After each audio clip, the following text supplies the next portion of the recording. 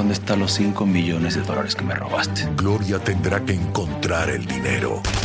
Su vida y la de su hijo dependen de ello. Hay que acorralar a la viuda. ¡Tengo mucho miedo, mamá! El peor de los caminos será el único posible. A mí no me importa ir a la cárcel con tal de salvar a mi hijo. En la nueva superserie de Telemundo, Esta mujer es clave.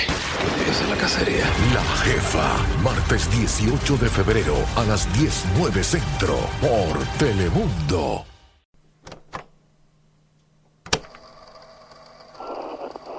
¿Emergencias de Beverly Hills? Sí, por favor. ¿Cuál es el problema? Somos los hijos. ¿Cuál es el problema? ¿Cuál es el problema? Alguien ha matado a mis padres. ¿Perdón? ¿Quién? ¿Siguen ahí? ¿Quiénes han...? ¿Les dispararon? ¿Les dispararon? Sí. ¿Les dispararon? Sí.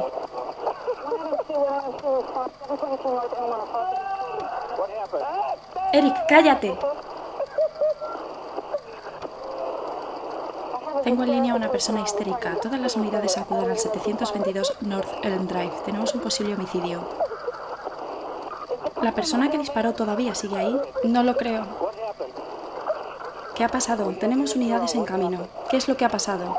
No lo sé. ¿Quién disparó a quién? No estaba aquí. Acabo de llegar a casa. Llegaste a casa. ¿Y a quién encontraste con heridas de bala? A mamá y a papá. ¿Sabes si las personas que dispararon aún están en la casa? Eric, aléjate de ellos. Vale, déjame hablar con Eric. ¿A quiénes han disparado?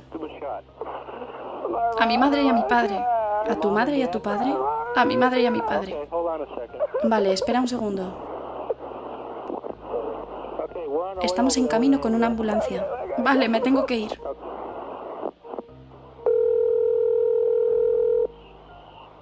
Hola. Hola, habla la policía. Sí. Vale, necesito que salgas. Por favor, salid por la puerta principal. Voy a buscar a mi hermano.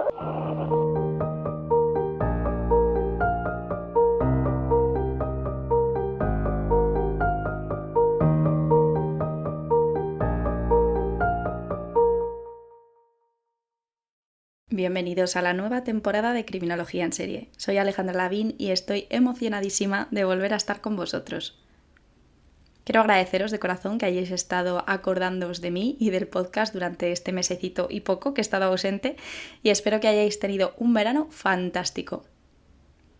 Mi objetivo es haceros esta vuelta a la rutina un poco más amena y entretenida, ya que he estado trabajando con mucha ilusión en nuevas historias que estoy deseando compartir con vosotros. Y por eso y sin más dilación, vamos allá con este caso que nos acompañará durante 3 semanas.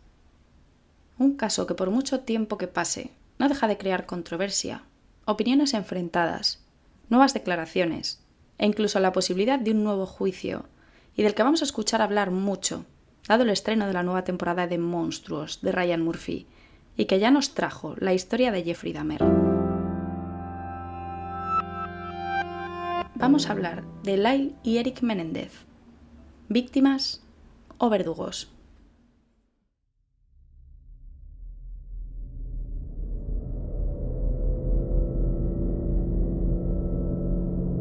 Y vamos a comenzar poniendo algo de contexto a esta historia. Para entender bien el caso, tenemos que remontarnos a los padres de los hermanos Menéndez. José Enrique Menéndez nace el 6 de mayo de 1944 en el seno de una familia de la alta sociedad. Vive en El Vedado, a 15 minutos de La Habana, junto a sus padres y a sus 2 hermanas mayores, Teresa, a quien llaman cariñosamente Terry, y Marta. Con el inicio de la Revolución Cubana, las cosas para las familias pudientes, entre ellas la de los Menéndez, se comienzan a poner feas, por lo que José, con 15 años, se convierte en un crítico abierto a dicha revolución.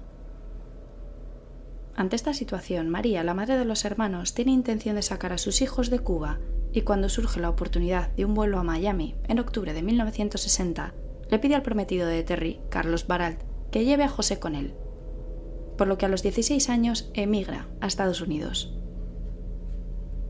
A su llegada se instala con una tía en Hazleton, Pensilvania. Al llegar, el joven José se encuentra abrumado por haber dejado atrás su tierra natal y a sus padres, lo que lo lleva a recluirse en su habitación, apenas interactuando con su entorno. Cuando finalmente comienza a comunicarse, lo hace exclusivamente en español. Sin embargo, a pesar de la incertidumbre y las dificultades, José tiene una ambición profundamente arraigada, derivada de su exigente educación y de su visión de lo injusto de la Revolución cubana. Quiere ser el mejor y alcanzar el éxito, y está decidido a superar cualquier obstáculo que se interponga en su camino. Una vez aprende inglés, se burlan de él por su marcado acento cubano. No obstante, pronto comienza a llamar la atención por otro hecho: su talento para la natación, convirtiéndose en una estrella del equipo escolar. Gracias a ello consigue una beca en la Universidad del Sur de Illinois. Durante su segundo año conoce a Mary Louise, conocida como Kitty, y estudiante de último año en Ciencias de la Comunicación. Mary Louise Anderson nace el 23 de octubre de 1941 en Oak Lawn, Illinois, siendo la menor de 4 hermanos y en un ambiente de maltrato orquestado por su padre, hasta que finalmente les abandona.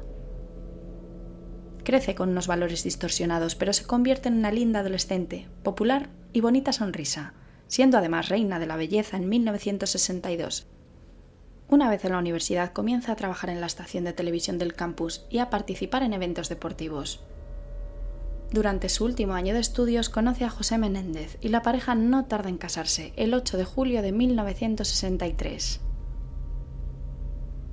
Nada más casarse, se tienen que mudar con los padres de José, quienes residen en Estados Unidos desde el 62, en la ciudad de Nueva York, para después alquilar su propio apartamento en Queens. Los días más felices de su matrimonio transcurren en esta época. Eric, de adulto, diría lo siguiente: mi madre dice que es lo más cerca que han estado. Los días más felices que jamás tuvieron fueron durante ese tiempo porque los unió mucho. El dinero te distingue. Afloja los lazos porque ya no necesitas estar tan cerca. Durante su época universitaria, José no había destacado demasiado. Sin embargo, esto cambia cuando se matricula en Queens College, estudiando contabilidad en la escuela nocturna. Durante el día trabaja lavando platos en el Club 21 de Nueva York y lleva la contabilidad para un mayorista de pollos. José se opone a que Kitty trabaje en su sueño, es decir, en radio o televisión, convencido de que la radiodifusión es un campo reservado solo para hombres. Por ello ella comienza su carrera como maestra, aunque el futuro que realmente le esperaría sería el de ama de casa. En cuanto a José, se gradúa en 1967 en Economía y Contabilidad, entre los mejores de su clase, y gracias a su inteligencia, tenacidad y agresividad en los negocios, prospera muy pronto. En un principio trabaja para una importante firma neoyorquina, Coopers & Lybrand, con un salario de $25.000 al año, lo que es una cantidad considerable a finales de los 60. Para que os hagáis una idea de las cantidades de las que estamos hablando, $25.000 en esa época equivaldrían más o menos de unos 200 a unos 220.000 a día de hoy. Cuando José cuenta con 23 años, nace su primer hijo, Joseph Lyle, el 10 de enero de 1968. Y casi 3 años después, el 27 de noviembre del 70, nace Eric Galen. Cuando Coopers & Lybrand envía a José a Chicago para realizar una auditoría de la empresa de contenedores Lyons, descubre que ésta se encuentra al borde de la quiebra. Menéndez presenta un plan de reestructuración que incluye el despido del supervisor de la contabilidad. En reconocimiento a su trabajo le ofrecen un salario de $75.000 al año, por lo que Kitty deja su empleo como maestra y la familia se muda a Hinsdale, Illinois, cerca de Chicago. Durante el primer año de Menéndez en Lyons, los ingresos de la empresa aumentan de 2,8 a 5,2 millones de dólares y el tercer año alcanza los 12 millones. Pero a pesar de estos logros, José es despedido por los nuevos propietarios en verano de 1972. Termina consiguiendo un trabajo como director de operaciones en la empresa de alquiler de coches Earth, con un salario también de $75.000 al año. En 2 años asciende a vicepresidente de las divisiones de arrendamiento comercial y de automóviles, y presenta su primer plan de cambio, ante lo que el director ejecutivo le dice: o eres brillante o eres un idiota. Y José responde: despídame si soy idiota. Finalmente su análisis es aceptado, lo que lleva a la reasignación o despido de muchas personas y a recortes presupuestarios. Viaja por las oficinas de todo el país buscando constantemente formas de ahorrar dinero y al cabo de 2 años está a cargo de todas las operaciones en Estados Unidos. En 1977, los Menéndez alquilan una casa en Princeton, cerca de la hermana de José, Terry. Pronto los Baralt se dan cuenta de que José no educa correctamente a sus hijos y tampoco les permite socializar con otros niños, salvo con sus primos, bajo el pretexto de que los demás los distraerían. Lyle y Eric carecen de valores de comportamiento y cuando sus padres necesitan imponer disciplina lo hacen a base de gritos, insultos o golpes. Una vez Lyle estaba corriendo por el salón, ignorando a su padre, hasta que José lo agarró y le susurró algo al oído, lo que hizo que el pequeño se mojara los pantalones. José acabó la riña dándole un puñetazo en el pecho. En otra ocasión, Lyle, de 5 años en ese momento, y Eric, de 2, mientras su madre estaba de compras con su cuñada Marta, corrían por las tiendas, derribando cosas y armando jaleo, hasta que desaparecieron por un rato. «No te preocupes», le dijo Kitty a su cuñada. «Estarán bien. Saben qué hacer». Momentos después, una voz por megafonía anunciaba: «Señora Menéndez, por favor, venga a recoger a sus hijos a la oficina de seguridad». «Oh, genial», le dijo Kitty a Marta. «Ahora que sabemos dónde están, podemos seguir comprando». Según Marta, Kitty no parece mostrar demasiado cariño hacia sus hijos. A menudo se pone violenta por cosas sin importancia, tratándolos con condescendencia y dedicándoles insultos como idiotas, estúpidos o torpes. Los chicos asisten a una exclusiva y prestigiosa escuela local, Princeton Day School. José tiene grandes expectativas para ellos, con la esperanza de que tras su paso por este colegio de élite logren ingresar en la Universidad de Princeton. Sin embargo, su padre no solo exige que sobresalgan académicamente, sino que también les somete a una presión constante. En casa los obliga a realizar exámenes improvisados. Si no responden correctamente o no cumplen con sus exigencias, los castigos incluyen humillaciones, gritos o golpes. Cuando Lyle y Eric tienen 12 y 9 años respectivamente, comienzan a jugar al tenis, pero con la intención de su padre de que se conviertan en los mejores. Para lograr esto, José llegaría a construir una cancha de tenis en su propiedad y también contrataría a los mejores entrenadores privados. Los niños además deben levantarse de madrugada antes de ir a la escuela para entrenar.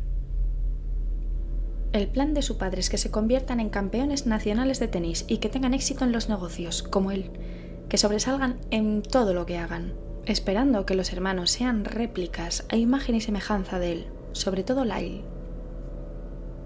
No obstante, nunca parecen ser lo suficientemente buenos para José. Si pierden un partido, los humilla y riñe. Si ganan, nunca les da la enhorabuena. En 1980, José comienza una nueva etapa. Empieza a trabajar en RCA Records, con la intención de desarrollar la división de música latina. A medida que mejoran las relaciones entre el género y RCA, es nombrado presidente de finanzas. Logra abrir una oficina en Miami y en pocos meses el sello contrata a artistas latinos como José Feliciano y Emanuel y ficha al grupo puertorriqueño infantil Menudo, cuyo miembro más famoso a día de hoy es Ricky Martin. Menéndez se dedica especialmente a ellos e incluso los acompaña en sus giras por Brasil e Italia. Grabaros bien el nombre de este grupo, el de Menudo, ya que jugará un papel crucial en los eventos que vamos a narrar en la última parte del caso. Durante esta época, José, cada vez que asiste a conciertos o cenas de negocios, desaparece noches enteras, lo que hace que Kitty empiece a sospechar que tiene una aventura. Si bien José le asegura a uno de sus cuñados que no tiene ninguna aventura, spoiler, miente, le confiesa que no ama a su esposa.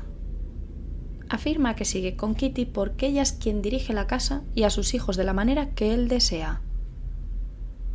Por su parte, Kitty, infeliz en este matrimonio, no solicita el divorcio, aparentemente porque perdería su estatus social y probablemente a sus hijos.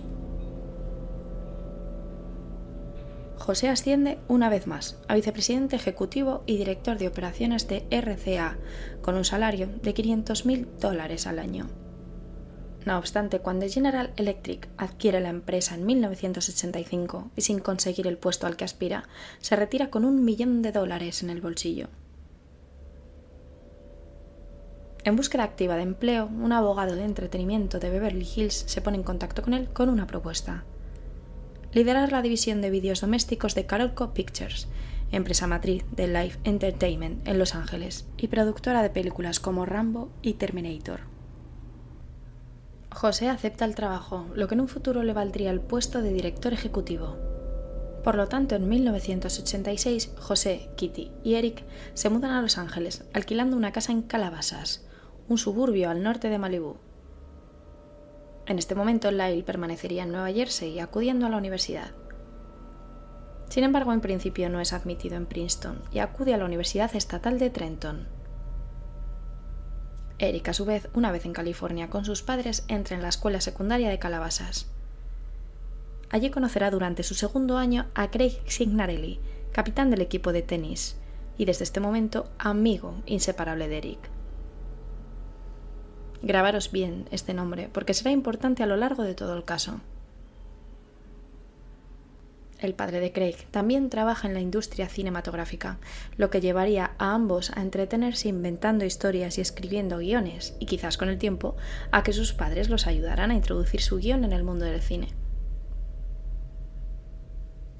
En su tercer trabajo, titulado Friends, un personaje llamado Hamilton Cromwell descubre el testamento de sus padres y se da cuenta de que heredaría $157 millones, ni más ni menos. El joven Hamilton sonríe sádicamente y en la siguiente escena el guión dice: se ve una mano enguantada sujetando el pomo de la puerta y girándolo suavemente. La puerta se abre, revelando la lujosa suite del señor y la señora Cromwell, acostados en la cama. Sus rostros muestran un horror lleno de incertidumbre mientras Hamilton cierra la puerta suavemente detrás de él diciendo: buenas noches, madre. Buenas noches, padre. Todas las luces se apagan y la cámara desciende por las escaleras mientras escuchan gritos detrás. Después de asesinar a sus padres, Hamilton mata a otras 3 personas antes de ser arrestado. Las 5 víctimas del asesinato son encontradas congeladas en una bóveda en el sótano antes de que el amigo de Hamilton le dispare y mate. Más tarde en el juicio se escucha la voz de Hamilton en una grabación en una cinta. Debes entender que el precio que paga un jugador por el fracaso en el juego de la vida es la muerte. En este guión nadie se da cuenta, sin embargo, de que Hamilton es el propio Eric, dedicándole el siguiente pasaje a su padre. A veces me decía que no era digno de ser su hijo. Cuando lo hacía me esforzaba aún más, solo para escuchar las palabras «te quiero, hijo». Y nunca escuché esas palabras. Al revisar las facturas de las tarjetas de crédito de José, Kitty efectivamente descubre que su esposo ha mantenido una aventura de 8 años con una mujer llamada Charlotte, revelando que algunos de los viajes de negocios en realidad estaban relacionados con dicha relación. Arrinconado, José finalmente confiesa la infidelidad y le asegura a Kitty que el asunto ha terminado. Hundida por la traición, Kitty comienza a visitar sin previo aviso la nueva oficina de José en Live, revisando los registros telefónicos para verificar la verdad. Y aunque ya había mostrado signos de depresión y ansiedad, sus problemas emocionales se intensifican con el affair de su esposo, llevándola a desarrollar tendencias suicidas, además de abusar de medicamentos recetados y alcohol. Una tarde incluso amenaza con envenenarse a sí misma y a los demás miembros de la familia. Después de que Eric encuentre una nota de suicidio, Lyle le dice a su madre que debería dejar a José y mudarse con él a Princeton. Le asegura que tanto él como su hermano estarían a su lado en el divorcio. Sin embargo, a pesar del amor que sus hijos le demuestran, Kitty no reacciona ni lo reconoce. Cuando finalmente Lyle es admitido en Princeton, un año después de haber sido rechazado, como hemos dicho, se enfrenta a varios problemas. En primer lugar, le suspenden la licencia de conducir en 2 ocasiones. Y su solución es alquilar una limusina para moverse. Por otra parte, en la universidad copia su trabajo de psicología palabra por palabra, lo que le lleva a una audiencia ante el comité disciplinario. Como resultado, se le da la opción de abandonar voluntariamente la escuela durante 1 año o enfrentarse a la expulsión. Se decide que solo abandonará la escuela 1 año y durante este tiempo se quedará con su familia en Los Ángeles. Mientras tanto, se dedica a jugar al tenis y a trabajar con su padre en la división de ventas de Life. Sin embargo, no se toma el trabajo en serio. Llega tarde, se va temprano y genera incomodidad entre sus compañeros. Además, no tiene interés en estar allí, ya que considera el trabajo una obligación impuesta por su padre, quien insiste en que si no va a estudiar, debe aprender el negocio familiar. Ciertos jóvenes jugadores de tenis como Lyle y Eric y cercanos a ellos siguen un patrón de comportamiento que implica beber, drogarse y jugar al póker. En este ambiente algunos también se ven envueltos en robos y en verano de 1988 Eric participa en 2 de estos delitos. El primer robo ocurre en Hayden Hills, un exclusivo vecindario de Calabasas. Mientras la familia List está de vacaciones en Europa de junio a agosto, su hijo adolescente se queda solo en casa. Los vecinos informan a la policía de que ven numerosas fiestas y a varios adolescentes visitando la casa, incluidos amigos del joven List, el joven Menendez y Craig Signarelli. Una vez regresan de sus vacaciones, los List informan a la policía de que faltan joyas valoradas en $100.000 y $2.400 en efectivo de una caja fuerte en el dormitorio. El segundo robo afecta a la casa de los Ginsberg, cuyos hijos también son amigos de Eric y Craig. En este caso han salido solo por la noche y los ladrones cortan la mampara de una ventana trasera para entrar. Roban una caja fuerte de $125 del estudio, joyas del dormitorio principal, además de vajilla, cubiertos y un ordenador. Un informante que se cree que es Craig Signarelli informa a los detectives que parte del botín se encuentra en el maletero del coche de Eric. Otros adolescentes cuentan a sus padres que Eric y Craig encontraron accidentalmente la combinación de la caja fuerte de los List y la abrieron. Eric finalmente confiesa su participación, es arrestado, acusado de robo y entregado a su padre. Admite haber gastado parte del dinero del robo de Hayden Hills y, como compensación, José Menéndez emite un cheque por $11.000. En cuanto al primer robo, fue cometido por el mismo hijo de la familia List, junto con Eric y Craig. Lyle no se entera del robo hasta que Eric le muestra parte del dinero y las joyas robadas. El mayor de los Menéndez afirma que Eric y Craig habían hablado de cometer otros robos y tras enterarse convence a su hermano de devolver los objetos robados, aunque parte del botín es entregado a la casa equivocada. Lyle también admite haber estado presente durante el segundo robo. Sin embargo, dado que él ya ha cumplido la mayoría de edad, se decide que toda la responsabilidad recaiga sobre Eric.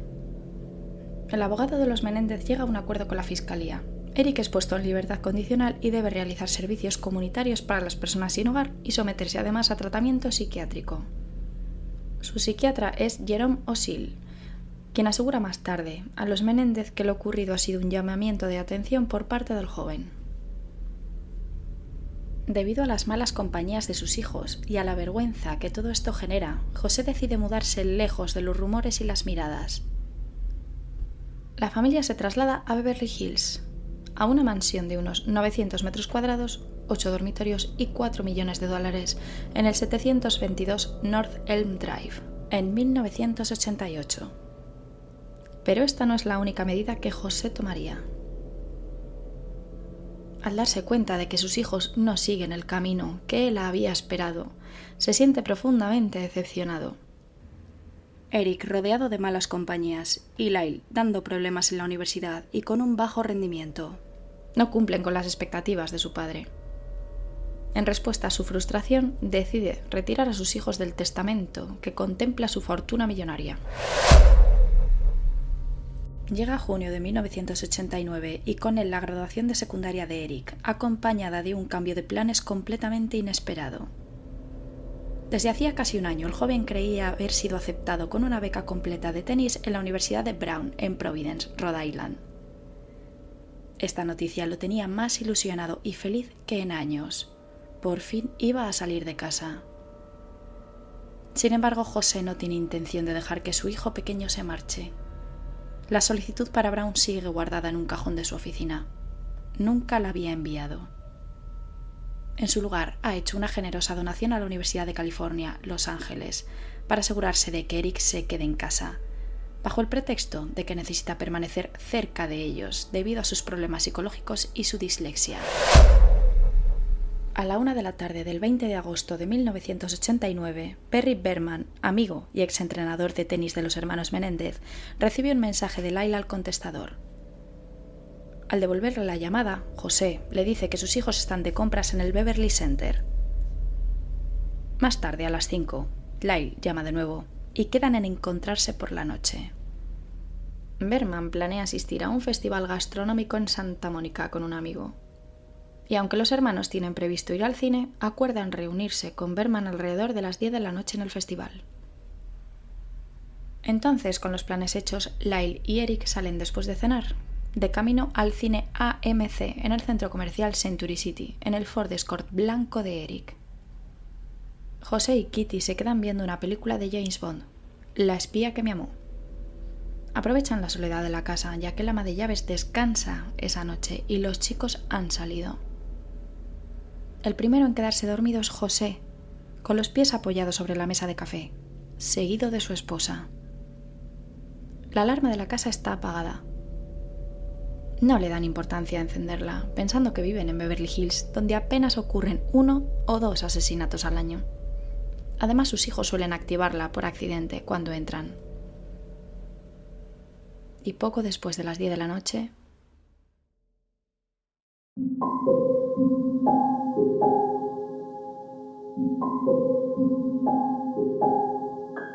dos intrusos entran en la mansión.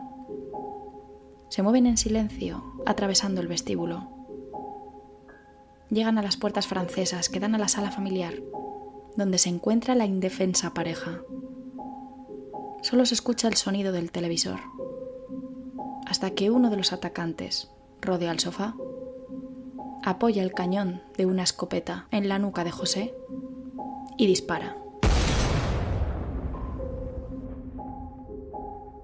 El estruendo del disparo despierta a Kitty, aterrorizada.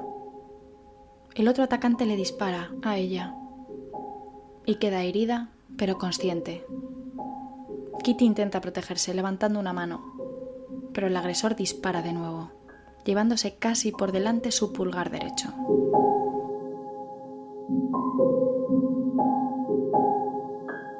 Intenta escapar de los hombres, pero continúan disparando hasta 9 veces y finalmente muere sobre su costado derecho, a pocos centímetros de los pies de su marido.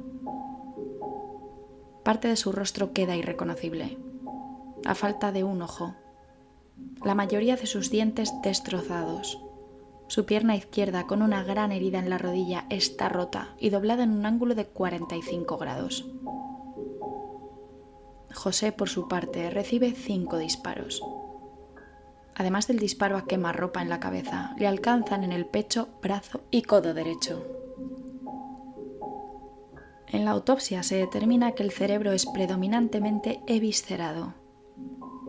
Una herida que le atraviesa el muslo izquierdo le deja un tajo de 5 centímetros.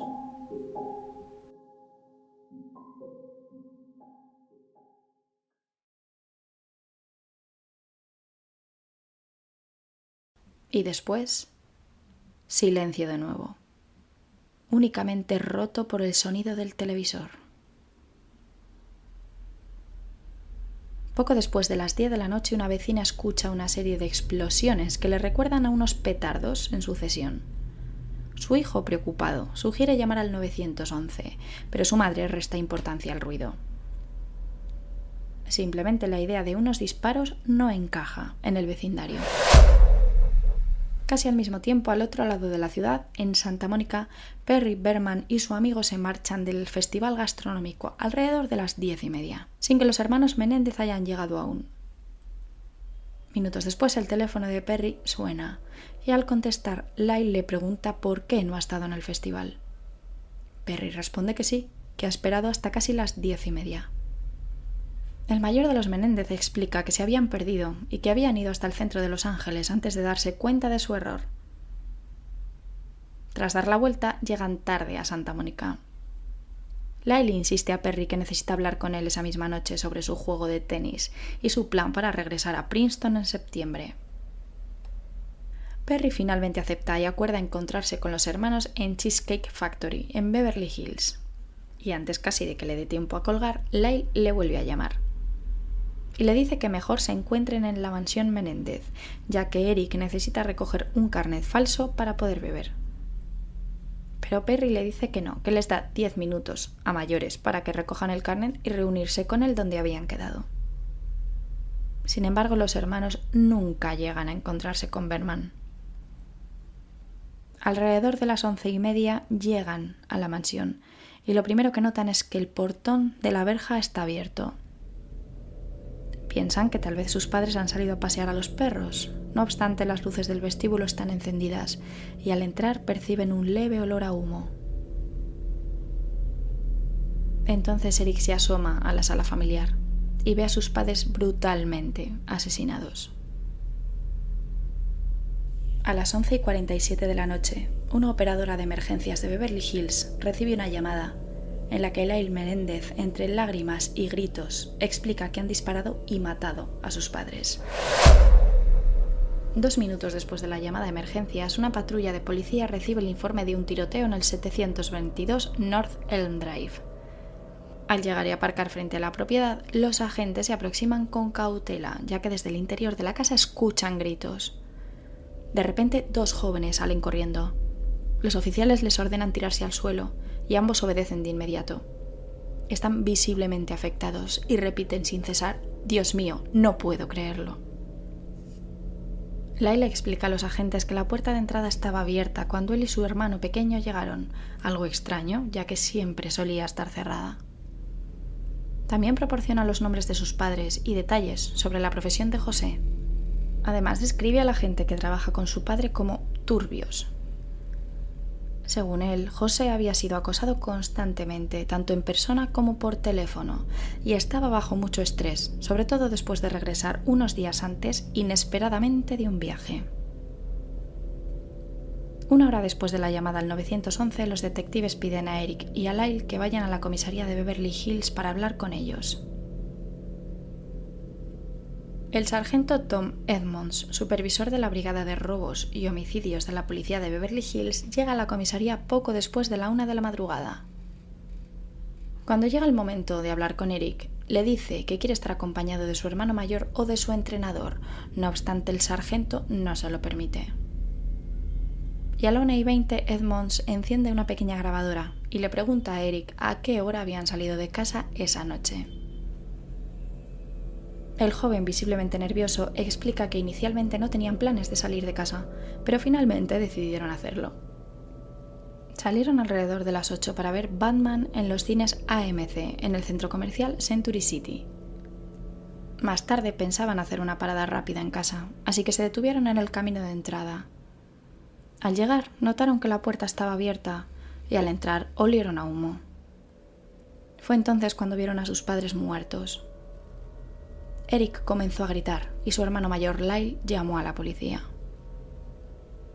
El investigador le pregunta si la verja estaba cerrada cuando salieron, a lo que Eric responde que no lo sabe, ya que habían salido por el callejón trasero, cerca de la casa de huéspedes. Luego le pregunta si tiene alguna idea de quién podría haber cometido el crimen. Eric responde que no lo sabe y que deberían haberse quedado en casa. Cuando comienza a llorar, Edmonds pone fin a la entrevista, pero antes de acabar, Eric pregunta: ¿están muertos? Y el sargento le confirma que sí. Al salir de la sala, Eric susurra a su hermano: «Está bien, puedes hablar con él. A la 1:42 de la madrugada es el turno de Lyle. Tras contar una versión muy similar a la de Eric, Edmonds le pregunta sobre el hallazgo de los cuerpos. Lyle explica que olía a humo por todas partes y que solo estuvo allí unos momentos debido al fuerte olor. Cuando menciona que llamó a la policía desde la planta de arriba, el sargento le pregunta por qué había llamado desde arriba teniendo un teléfono abajo.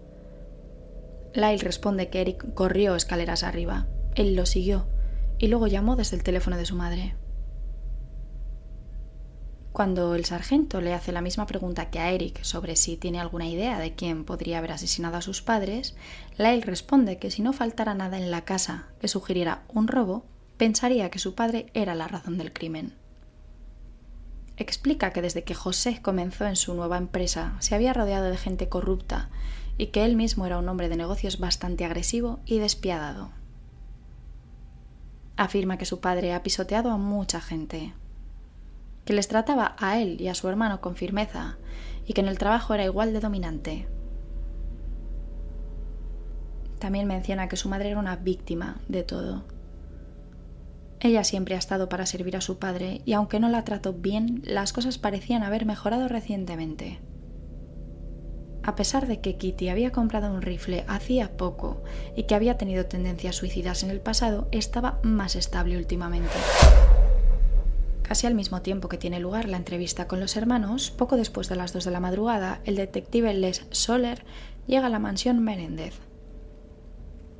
Al entrar en el vestíbulo de mármol ve bolsas deportivas y ropa esparcida por el suelo.